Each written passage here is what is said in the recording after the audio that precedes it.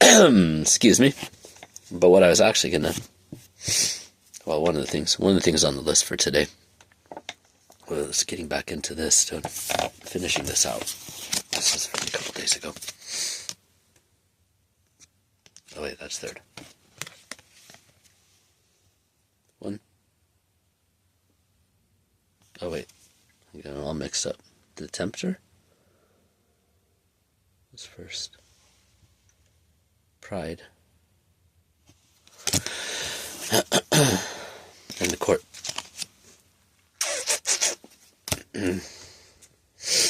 Tempter, pride, court, earth, fire, air. 13, 12, 9.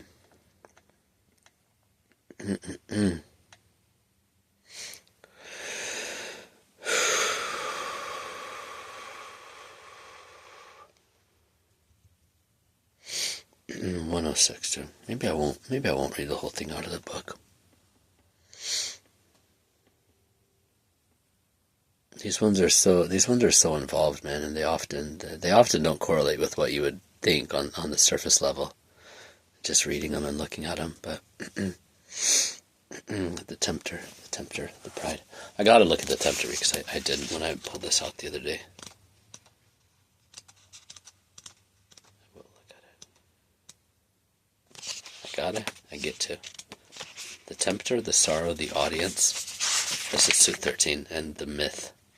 Oracle. I know I pulled the myth out in another one. I love this freaking. I love this deck so much. Kabbalah Tree of Life. Magic AF, dude. Magical fucking stuff. I know almost nothing about the Hebrew language except that it's full of power and full of freaking magic. A lot of the archangels, a lot of where the archangels, the 72 names of God, which correlate with archangels, which correlate with different powers of God Yahweh, and his name as it lines up in one of the verses. I believe it's in Exodus. But when this verse is written in a wheel in Hebrew around, it's in like 3 layers, and all the names of God are taken from that. And these are all the archangels as well. Very, very powerful energy to call on. You know, whether or not you believe in Hebrew, Christianism, Muslim draws from the same roots. The Quran I read only for the first time last year, and it's crazy. Everything in there is like, why didn't you listen to the prophets? Why didn't you listen to Jesus? Are you going to listen to us? So they all say the same things, like, quit killing each other. Love. Duh. But things get twisted over the years and centuries. It's pretty cool in the Quran. A lot of it is said to be messages directly from one or several angels as well. Some of it was received directly by Muhammad, but a lot of it was him talking with actual angels, according to the book. And it's cool. It correlates so much with the Torah and with the Bible. But you have to understand, like, you have to study linguistics a little bit, and culture and anthropology and some of these things, because languages evolve over time. And when people take things literally, language is so limited in the first place. But when you're taking things literally, these books were written across centuries in many different languages, some of which don't exist anymore, or that we don't have translations, or we don't have complete copies. And a lot of things were edited out by the Roman Catholic Church and by other branches. And we start digging around in some of this stuff. It's crazy. And things that they found in the Dead Sea Scrolls and shit a few years back. The Nag Hammadi library. Other things that seem, they've carbon dated it and looked at some of this stuff, and they do seem to be written by other people, like, alive at the time of Christ. And in the immediate aftermath. A lot of the New Testament was written over the course of the next 100-ish years, but then it wasn't finalized what books would be part of the official canon until, like, Constantine, I think, under Emperor Constantine, who adopted it as the official religion after they had persecuted Christians for hundreds of years. martyred and done the most horrific things to these people. And this has kind of been the way of religion and faith always. But faith, hope, and love, these are the greatest things, and they're stronger than death, they're stronger than threats, they're stronger than fear, they're stronger than fucking anything. But the greatest of these is love, as it says in Corinthians. I buy that. I stand by that. I love that fucking verse, dude. 1 Corinthians 13:31, it's also 1:1-3-3-1. It's like mirror images. Card 13, Death, Scorpio, in the tarot. And number 13 here is Tempter, which is often associated with the devil. But death in the tarot is not like a bad thing. It's like Scorpio and Pluto energy, but it's death and rebirth. It's the end, because it's right in the middle of the deck, and it's usually the end of a season or a session in our life, and the beginning of something new. If you know Scorpio energy, you know that it's not just about endings, but it's about rebirth and new beginnings. And the evolved Scorpio is the phoenix.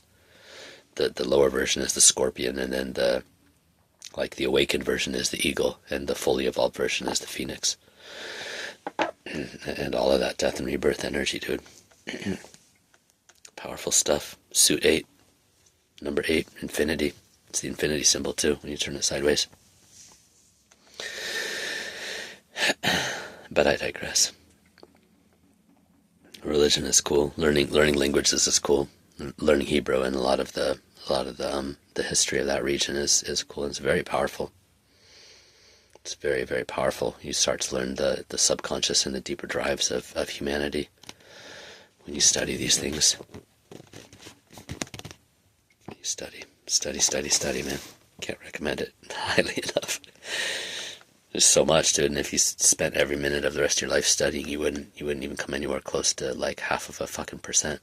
0.0000001%. And forget about the internet and everything we have now. It's talking about like old books, like classical, traditional knowledge and wisdom. You can't even touch it. You can spend your whole fucking life and never even touch it.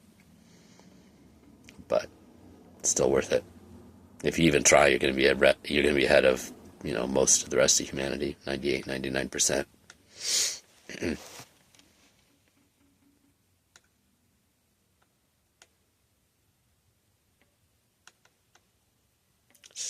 It doesn't compute for me, man, why people would want to take the easy path out. Just stay distracted endlessly. Freaking TVs and Matrix, just jacking into the fucking Matrix, man. I'm not anti-technology, dude. It's got its place. Especially, with all the tools that we can create phenomenal things now. We can create and studying and research and shit that we can use the internet for. It's extremely powerful, but it can be a distraction. Social media can suck your whole life up quite easily, and TV and all the rest of it, man. I quit watching TV when I was like 11. I couldn't stand the commercials mainly. I was just like, this is just slop, dude. Just programming. Just brainwashing everybody. And similarly in school, it was like 11, 12, 13. I must have been around 6th or 7th grade. I'm like, why do I know more than my teachers about some of these subjects? Doesn't make any sense, dude. Doesn't make any sense. Anyways, learning is some cool shit, man. Maybe it's my Sagittarius, my Neptune and Sag in the 5th house. I don't know. The Tempter, Oracle.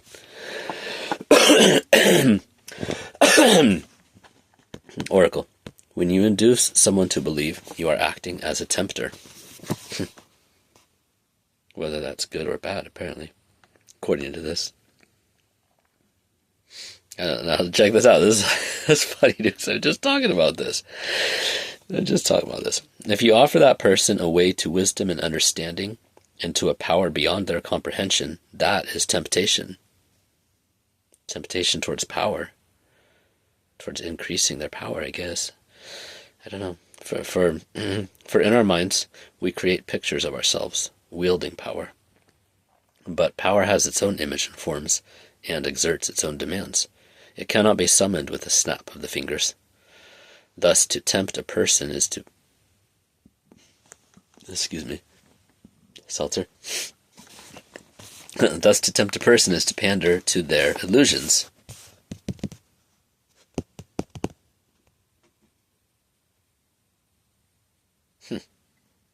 Some interesting phrases in there, and I don't know if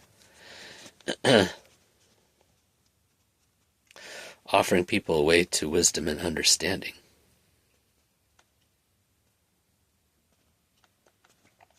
Power. I think like anything in life, I think it depends on the motive, the intentions behind it. Again, Tempter has bad connotations in our culture, and the association with the devil and stuff like that. So I'm gonna try to stay neutral and keep my shit out of it. I'm just gonna read these because they're rich. They're rich. Commentary. Temptation can lead us into a maze of illusions.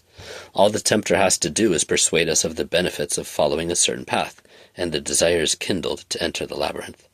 It may seem a straight enough track at the beginning, but there will be many twists and turns that we did not anticipate.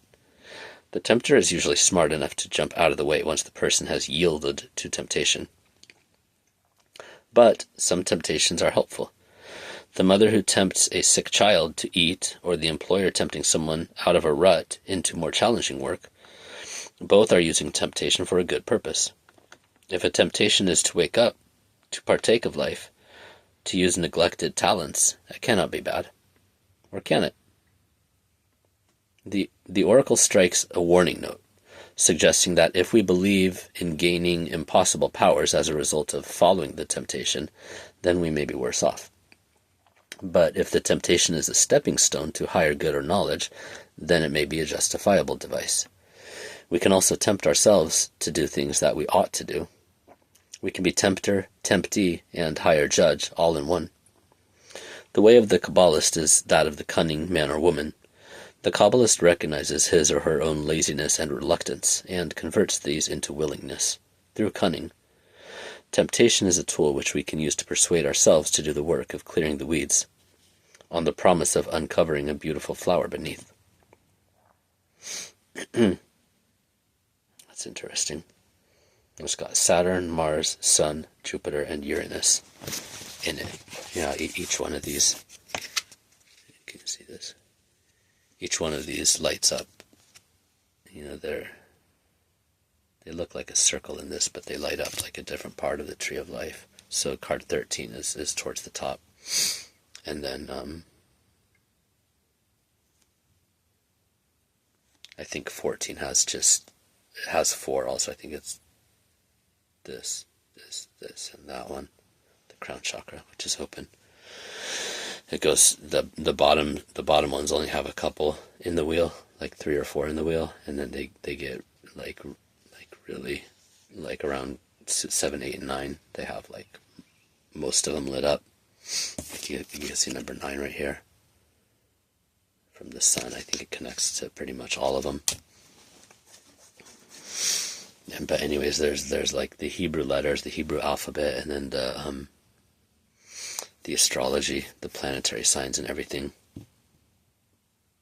This is so complex. I love this deck. Mars is associated with judgment in this. Mars is judgment. Jupiter is mercy, compassion, expansion. Sun in the heart is essence. It's the essential of who we are. Saturn associated with understanding, and Uranus with wisdom. Not all of these are the way it is traditionally, but or in Western, like Western astrology. Anyways, it's interesting stuff, man. Fascinating stuff. I don't mind tempting people to increase their wisdom, because it is out of genuine love. 1444, as I was saying, that expansion. I want people to be empowered, not to be grasping out of power, to have power and control over others, but to be empowered from their essence, from their heart.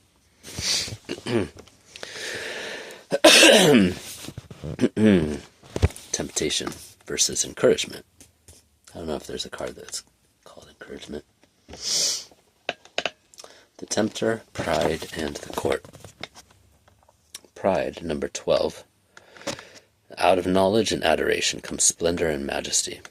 Like the sun, this splendor casts its radiance far, reaching even towards its own source. But if pride seeks to eclipse its creator, then, like a sun, its great heat will grow more intense, its pride more vigorous, until its hunger forces it to turn and consume itself. That's like the 7 deadly sins version, when pride gets so big and like out of balance that it's putting itself higher than its own creator, its own source, or the other elements. The other elements. Sorry, it's getting a little bit late. I'm starting to get sleepy. I've done a lot of recording today. And schoolwork, man. It's been long. It's been a long day. Pride. Hunger forces it. It consumes itself. Then, like a burnt-out star, it shrinks and fades away, becoming a wizened dwarf. Commentary. Everything has a lifespan. Even our own sun. And this suit, it's number 12, but it has 1, 2, 3, 4. 1, 2, 3, 4, 5. This one includes the crown as well. Suit 13 doesn't for some reason. But I think 14 does. I think 14 is just these 3. Let's check it out. Actually, I'm going to do it right now since it's right here. Yep. Yeah, suit 14. It's like the highest one, still connected to the heart. Anyhow. Pride. Commentary. Everything has a lifespan. Anything that is dazzling now will one day burn out. The person who forgets that powers are lent, not possessed, will be in for a shock when they begin to decline.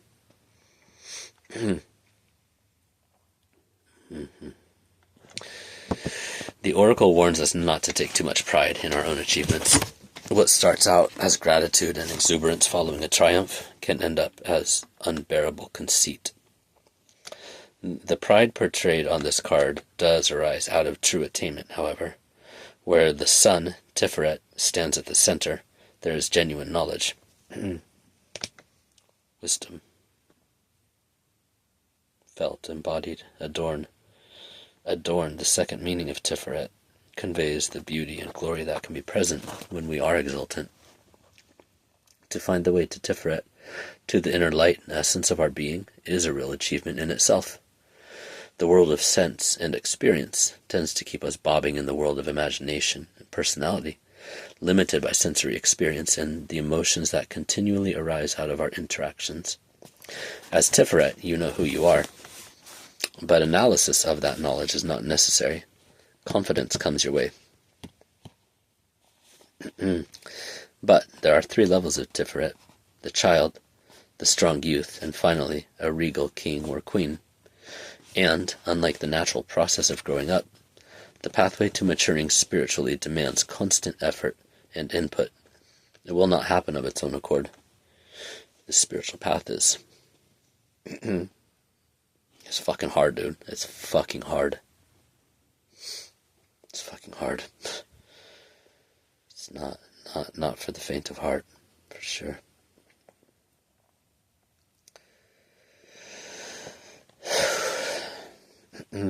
For this, it is necessary to take responsibility for one's actions.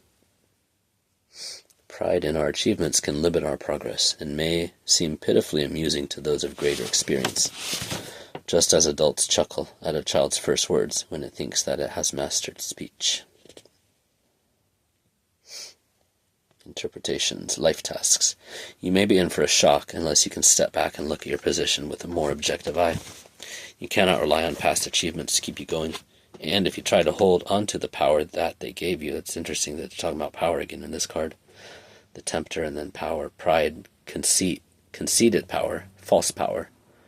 I think that's That's the link. And especially if you look at it in terms of like Judeo-Christian and like the devil and temptation and pride, that's what the forces of darkness often try to get us to do. Compare and contrast, put ourselves up on another level from other people, or even from God, or to say that there is no God, that humans are, the highest level of evolution. But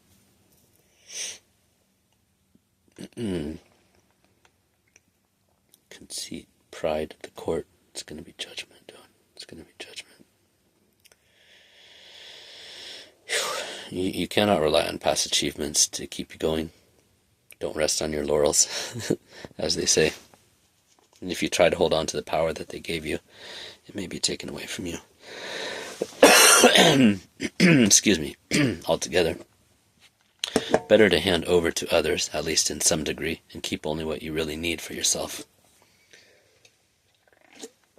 So the best champions in, sports and combat and politics and other places, you always find them giving a lot of credit to other people and not trying so hard to be in the limelight and stay in the limelight and be the center of attention all the time. 2121, right now, saying that the greatest champions always do that. Seems like. Possible meanings: conceit, the need for real assessment, not congratulation. A golden triumph, which you can enjoy for a while, but not forever. Possessiveness, the public eye. A person who is blocking progress through pride. Maybe their own, maybe others. So got the Tempter, pride, and then the court. Dun dun dun dun! Suit number 9. Yeah, it's in the middle. It's got 2, 3, 4, 5, 6, 7. Maybe that's the most in any suit. Maybe it's 7. Felt like one of them has 8 or 9, but I could be mistaken with that.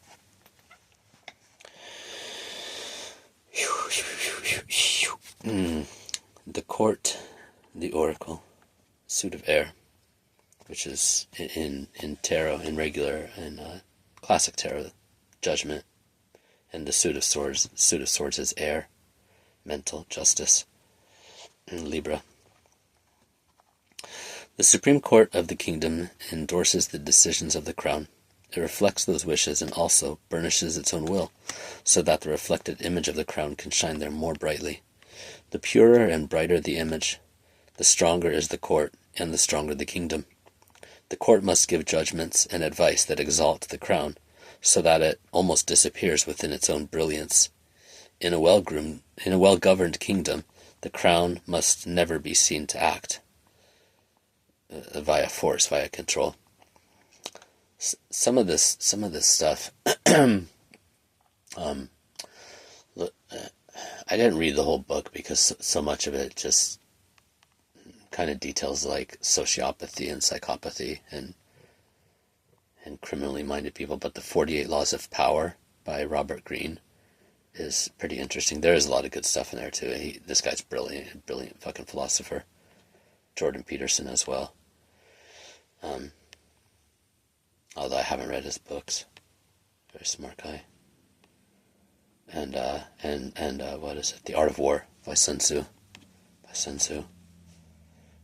These things talk about this stuff a lot. And actually the Tao Te Ching and Confucius, I'm not as familiar with all of his work, but the Tao Te Ching, they all talk about this stuff. About doing the work and then stepping back so that you're not seen, like I was talking about with like champions and athletes and stuff like that. Give other people the credit, lift other people up. Like, don't be in the limelight too much. The Tao Te Ching talks about this over and over and over. It's like act and then back up. Let the people think that they came up with it. The people of the kingdom, of the crown, of the country, whatever it is. That way they're going to be happy and more unified, and everything in the country goes smoother. It's interesting. Early political science, I guess. Taoism, Confucianism. There's a lot of this in Buddhism too. There's a lot of overlap between Zen Buddhism, especially, is kind of a blend of Buddhism and Taoism. and how it took off in Japan, especially, but also China and the Koreas back in the day.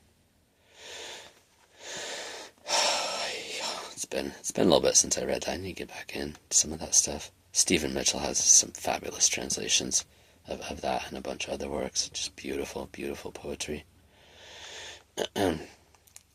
Exalt the crown so that it disappears within its own brilliance. So it's not governing by force and dominion, pushing people around. People don't like that eventually. You do that enough, you crush people long enough, and eventually there's going to be rebellion.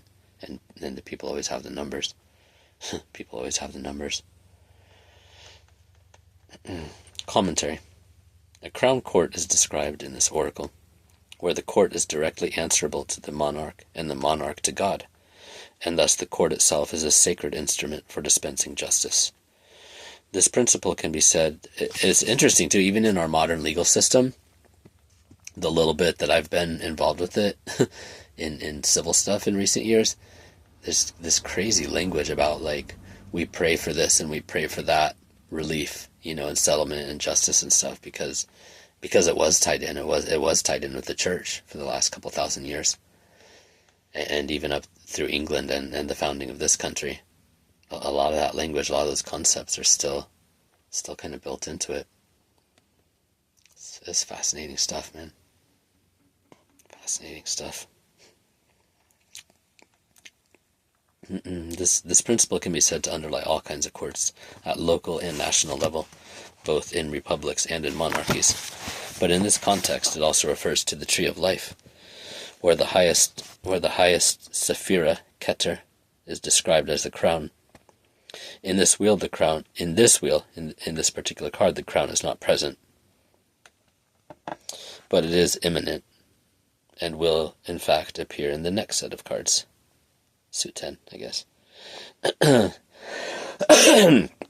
the throat chakra is open in this, and I don't think any of the cards have it in it, but it's speaking, the spoken, the power, the voice to him, the voice, the words. It's powerful, magical, in fact. Creative, whether we use it for good or for evil, or we don't use it at all. That's a choice too. That's a choice to create, to give other people the power to create our lives for us, to stay silent. And that's a choice too. That is creative.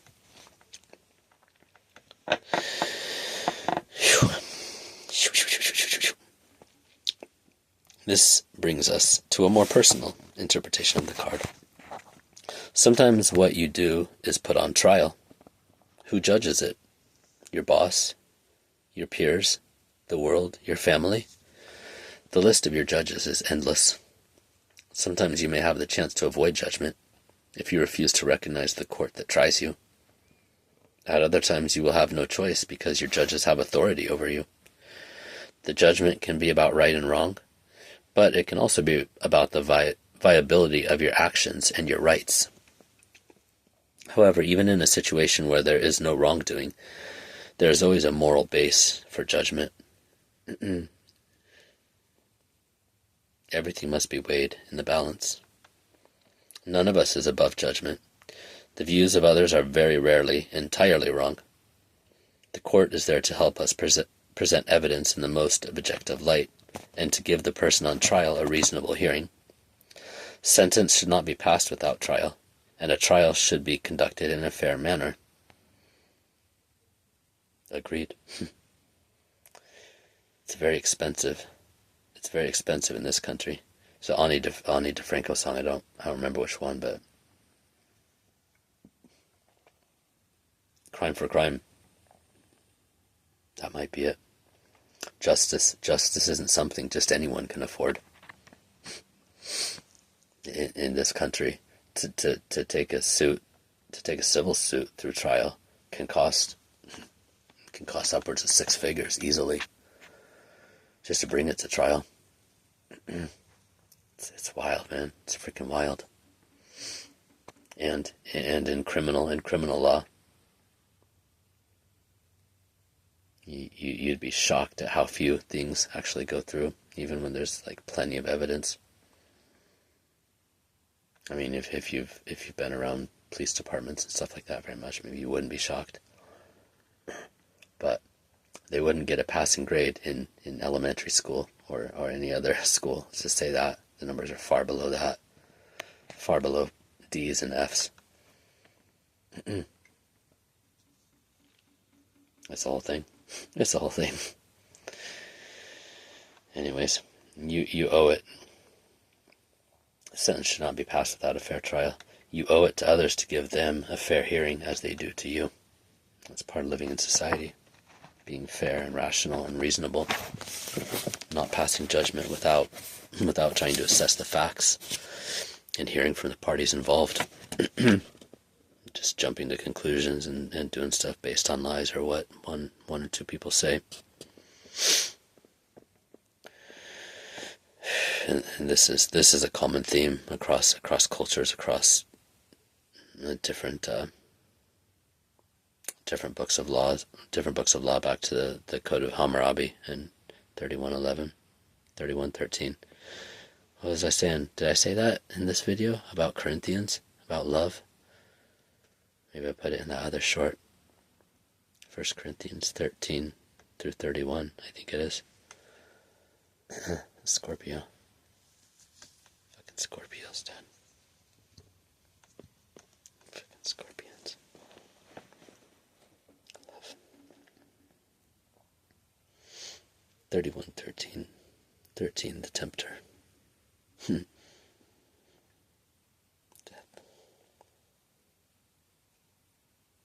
Court interpretations. Life tasks. What you do is not entirely free of constraints. We live in society, dude. We live with other people. You must recognize the rights of others to question your actions, and you may have to justify yourself to them. But you also have the right to demand a fair examination of the facts, and you can refer them to higher authority if necessary.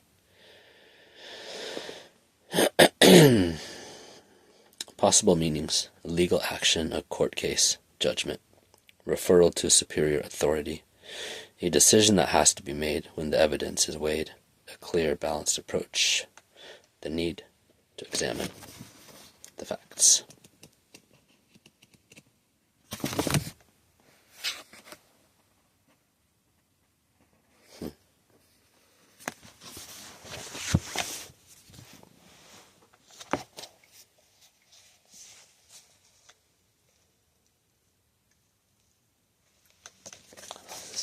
So beautiful. Fire horse here, dude. I don't own any red clothes, man. I was thinking of that a few months ago. I'm gonna get some stuff. I'm appreciating it a lot more. And some of the things I've been really drawn to this year, and we just came out of Aries season as well, but it's the year of the fire horse right now in Chinese. And red is a very, very lucky color in their culture overall. It's associated with violence much more here in the West, but it's considered extremely lucky in Chinese culture. I need to get some red clothes. This is 33, I understand that. 3 of Cups, 3 of Pentacles.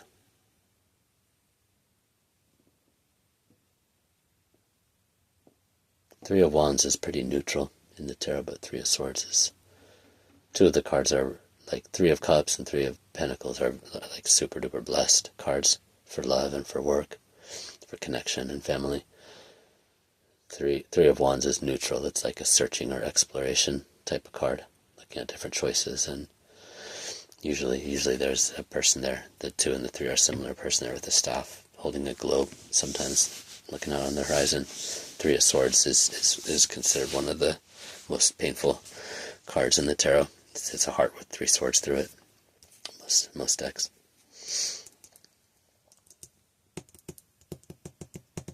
When they come up, when I see the number coming up on repeat, I usually associate it with the 3 of Cups, and the 3 of Pentacles. Anyways, now I'm getting sleepy. It's late at night. I'm sure I got quite rambly. 30 minutes for a 3-card draw, but and this deck is rich. The Judeo-Christian tradition, language, Anthropology, cultural anthropology, physical anthropology, all of these things are like language and fucking religion, all this stuff are so fascinating. And I know now because I learned astrology and I'm learning tarot, but astrology especially now, I know I was so drawn to these. These are the things that I loved and excelled in, even in junior high school a little bit. But when I went to community college and could study whatever the fuck I wanted because I was paying for it, and they're like, we'll treat you like an adult, you're going to show up or not, and then you're going to get the grade you get, you know? This is such a freaking mind shift, life shift for me. But I love learning. I love like deepening wisdom and cultures and all this stuff, dude. And it's like all of this stuff is tied in with Sagittarius. Sagittarius, higher learning, human evolution, advancement. It's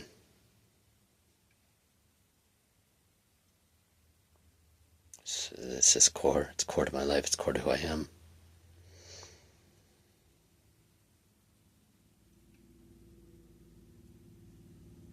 Tricks and tips, dude. God leaves messages. God leaves fucking clues everywhere. Everywhere. But knowing your birth chart, dude, it's like a map. It's like a map to your soul, to your incarnation. It's so powerful, man. It's so powerful. Anyways, the Tempter, Pride, and the Court. I think the overall is like not understanding. Maybe there's someone in your life, or maybe it's like a situation that's like inviting you into a place of. It might seem like a good offer, might seem like advancement, might seem like bringing your level up, more power, more access to, people, places, things, institutions, money. That seems like they have your best interest in mind, but it could be one of the situations where either they're trying to trick you or they're actually in it for something for themselves. Pride is celebrating your achievements, but don't be so full of your hell, so full of yourself, so full of hell, which is what it feels like when we're wrapped up in our fucking head all the time, full of ourselves in hell, spinning with obsession and rumination and feeling alone. We need connection, man. We need connection. We need reflection, like it's talked about in the Court card. In society, we need each other, and we're social creatures, man. Even if we're introverts, on some level, we need other people. We need connections. We need reflections, especially if we're in a healing journey, in a spiritual path, in a healing journey. Like, we have to have other people in there for it. It's just how we're wired, man. Hundreds of thousands, millions of years of evolution says that's what you gotta do. Even if it's just a few people, even if it's family. But if you've been mangled up, you gotta find safe people. That's not always easy. It's not always easy. Tempter and Pride. If you got an offer coming in, be careful. Be careful, weigh it, judge the evidence, talk to safe people, talk to people that you know, that have your back.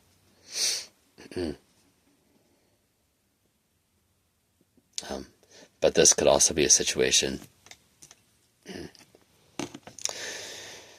this could be a situation, it could just be explicit, and you could be dealing with a situation where there was a tempter, so somebody that got other people to go in on a slew of crimes, for instance, and they were all up in their pride. They thought they were going to get a bunch of money out of it or some shit, and now the whole thing is going to court, and there's going to be justice, there's going to be judgment. That theme has been coming up, man, freaking like hardcore, nonstop, since I want to say last summer, July or August, around there, in like tarot readings I've seen, intuitive channels, everything. It's been coming up over and over, and for me in my life, in my own readings, and I'm in law school right now. Dealing with one of these. It was one of these situations, and it turned into 10 different cases. Once I realized, when I started seeing the depth of it, and it kept increasing over the past year. But I think for many of us, dude, justice is at hand. But just remember in your daily life, remember to remain just and fair and balanced and reasonable, listening to people, listening to other parties, listening to your kids. If you have kids, especially, I know as parents, it can be easy to not to be arrogant, but to just overrule and to think that we know what's best for them, best for everything, for all of us at all times. And a lot of times we do, a lot of times that's true. But stay receptive, dude. Listen. Our kids often have wisdom far beyond their years. Oftentimes, I mean, Jesus said this a lot too. He's like, listen to the little children. Kingdom of God belongs to such as these. You know, when they're younger, they tend not to be tainted so much by society, by damage, by false beliefs, by temptations, by pride, by ego, by nonsense. 4101. Kids are deeply connected to God, to Source, to Spirit, and usually we benefit a lot more from listening to them rather than telling them what to do and how to do it and what's real and all the rest of that. If you're here on this channel, you know, if you vibe with me and if you know who I am, especially if you know who I am in real life, you know, you're probably already on this page. Conscious parenting and just conscious living, being on the spiritual path. But parenting is not easy, man. Parenting is not easy. There's no instruction book, and especially if you were damaged a lot as a child, if you were abused, if you were raised by narcissists and that whole cast of characters. Gotta learn how to do it. There's a really good book. And speaking of parenting, real quickly, I should probably put this somewhere else, but Parenting from the Inside Out. I'm blanking on the author right now, but you can Google it. It'll pop right up. It's such a great book, and it almost has nothing to do with parenting. I mean, it's not like tips and techniques at all. The whole thing is about the spiritual path and doing our own healing work so we don't pass that damage on to our kids. I've read some other books by the same author. He's got a co-author on most of his other books, and I don't vibe with them as much, but Parenting from the Inside Out is one of the best books I ever read. I read it right before my daughter was born, and it totally ties in with what I do and what I'm already doing, because I'm already on the spiritual path for many years. But if you're a parent, if you are a parent and you struggle with that at all, with butting heads, kids can teach us so much, dude. We gotta listen. We gotta remember who we are and who we were, and do our inner child healing work as well. And the actual parenting process can be a huge piece of that when we approach it from the spiritual angle. It's one of the most powerful things, just like love, partnership, connection. Our stuff comes up and we get to heal it, we get to process it, we get to love it back into the light, we get to acknowledge it, our soft spots, our wounds, our pain. Just like the courts are designed to do in society. When people have been wounded, when people have been injured, physically, financially, in work situations, etc. The courts are designed to make that right, dude.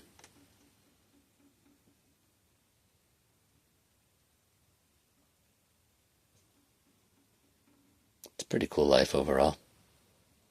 It's pretty fucked up sometimes. It's pretty fucking exhausting sometimes, yeah. But that's pretty cool. 4411. I'm thinking about just wait until it goes 4444, but I'm tired. Sleepy time. I have no idea how this turned into a 44 minute and 33 seconds. 44 in a moment. For 3 cards, dude. 3 cards. I'm like, okay, cool, I can do this in I was gonna just do a short, maybe. I'm like, okay, cool, I'll do it in 8 or 10 minutes. This deck is so rich, man. It's so fucking rich. I love it. And the new one I got, man, I realized I did this spread. I did a pretty big pull. It was a month ago now, almost. I think it was on April 3rd when I pulled that 3-line deck, or the 3-line spread out of the Storyteller's deck. I need to get back in there and finish. I have the cards still sitting there right now. But that one is like this. It's very unusual. It's very different from, oh, I missed the 44, 44. 45, 11. 45, 45, 15. Fucking synchronicities everywhere, dude. I've been recording messages on my phone with like license plates that I've been seeing, dude. It's been outrageous, outlandish, crazy. And a bunch of them I keep seeing area codes from the old state where I grew up. Like the kind of thing where it's like you might see one on occasion, one a year or something like that. And I've seen like 5 or 6 of them over the course of 2 days. And not just one, but like all 3 area codes. And some of them like 5 or 6 times, some of them 2 or 3 times, one of them once. All of Colorado used to be 303, but then it became 970 as Northern Colorado, and 720 is one of the, I think that's one of the Denver area codes, and maybe further south. Or 303 might be south, outside of Denver, I don't remember. Anyway, synchronicities are wild, man. Synchronicities are fucking wild. You start noticing. Gratitude is wild. It's so healing. It's so healing when you start, like, even if you don't have very much, just being grateful for the little things that you have. For food, for sunlight, for the air. Sunlight is infinite, man. It's infinite energy pouring onto the earth every second. Like so many things we can't even use, like a fraction of it. The tiniest freaking fraction. Enough sunlight hits the Earth's surface to power like the entire planet for a year in like 10 minutes every day. It's crazy. Like to power all like society and mechanization, electricity, all that stuff. Infinite abundance, man. Infinite abundance. Our bodies turn things into energy. They process light. They evolve. They change. They live and they die. We're here. We get to experience this fucking miracle of life, dude. Every day. Shit to be grateful for. And the more you're grateful, and not to do it as spiritual bypassing, but just to be genuinely grateful as much as you can, even for little things, it absolutely magnetizes more of those. And when I started doing this a little over a year ago, I read this book called Thank and Grow Rich, Thank. I don't have it sitting out here right now. I was just telling a friend about it the other day. Started getting on the gratitude frequency, and all these things that I needed, I was in a really low spot, and all these things just kept dropping into my life. I'd get a little intuitive hit to turn left or right on a like random street, random back street, and there'd be something that I needed in like a donation box, or people throw like furniture and TVs and all kinds of shit away here. Just they put it out on the fucking street for trash collectors or whatever, and not just college kids. I mean that's in a lot of cities, but here it's just like freaking everything. And so when I started, I was reading that book and doing a lot of gratitude practices, and these things just kept dropping into my life. And at the same time, I started noticing synchronicities more and more all the time. This is the summer of 24. So a little over a year and a half ago. Almost 2 years ago now. It's going to be May in 2 days. It's so crazy. Gratitude is the jam, dude. I don't always stay there, but when I do, life goes a lot better. And when I start the day with that, the whole day is easier. And it's easier to return to that place too, starting out the morning with it. Prayer. Ask God for help, dude. God will help. God will help you to be in that place if you ask for it. But God never forces us. It's free will, baby. It's free will and fate. That's the other interesting thing about astrology, man. You can see the bigger movements of the planets and the spheres and these patterns that happen in the human collective over and over and over and over and over. So this is how we know astrology works, because it's been so consistently valid and validated for thousands of years. Thousands of years. It works. It's powerful shit. But it doesn't determine our life and our choices. We operate within the spheres of it, but free will and fate. Anyways, if you've got temptation, pride, if this stuff's active in your life, especially if somebody else is trying to to bring something in or get you to go down a certain path, make sure use your mind, use your swords, use your mental. Justice, Libra. Think about it. Use reason, rationality. Test it in your heart. Talk to other people if you have trusted, safe people around. It's always a good thing, dude. And bouncing ideas, bouncing stuff off of the people that you know are good. Gotta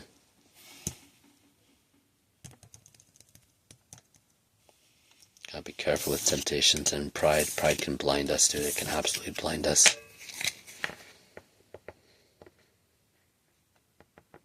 I think when we think that we've solved a problem finally, or finished something in our lives, gotta be careful, man. Always. Don't be paranoid. Or try not to. As long as you don't have like CPTSD and PTSD and people stalking and harassing you and coming after you daily, like I do. But don't be paranoid. But stay aware. Stay aware. Keep checking.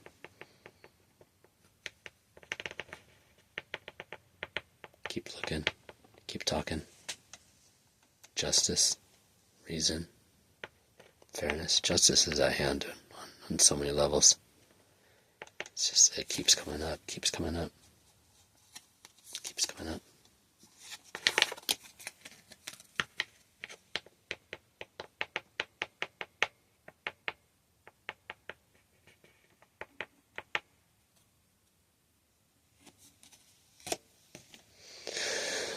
I love you guys. Thanks for being here.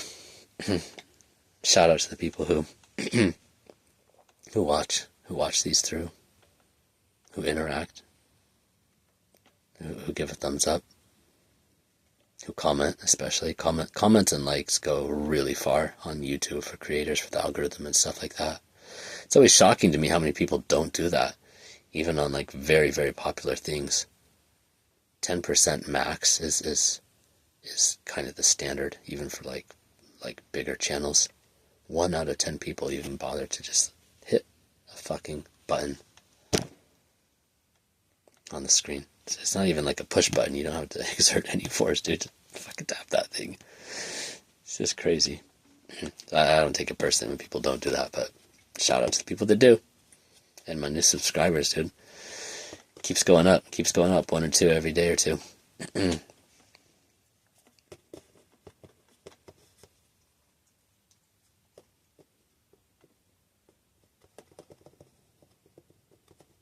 I'm gonna go snuggle my doggy and get a little snacky snack. Snuggle. Sleepy time.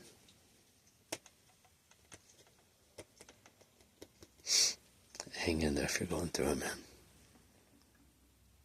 Hang in there. I know times are rough right now. Times are fucking rough, dude. I see you. I'm so proud of you. There's so many beautiful people in this collective. I've been going through this shit for years and years and years. And so many of us are finding our soul family and our soul tribe because of online social media, YouTube, and other platforms. It's powerful stuff, man. This is Age of Aquarius. These are Uranus themes. Aquarius, Tower, electricity, digital communication, 5353, 88, infinity times infinity.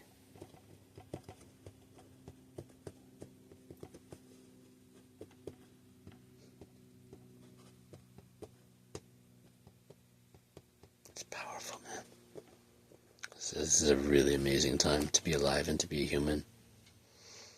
I know it can be really discouraging, especially just having the lid blasted off of so much of the horror show of humanity, especially in like the political sphere recently in the United States. It's gnarly. It's fucking gnarly. But many of us have seen this going on for years, if not decades.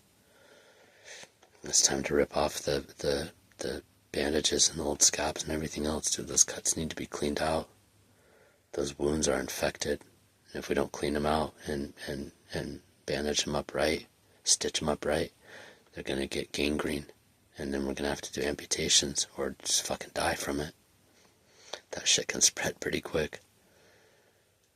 Many of us have had spiritual gangrene for fucking years, if not decades. Again, those childhood wounds, man. It's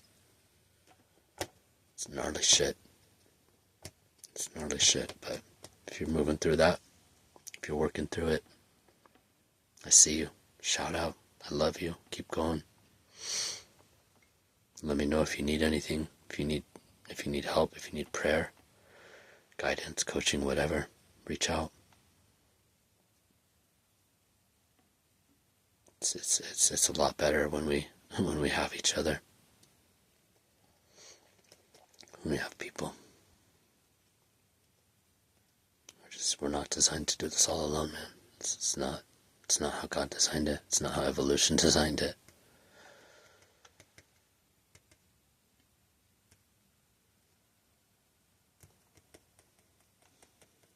Love you guys. Night.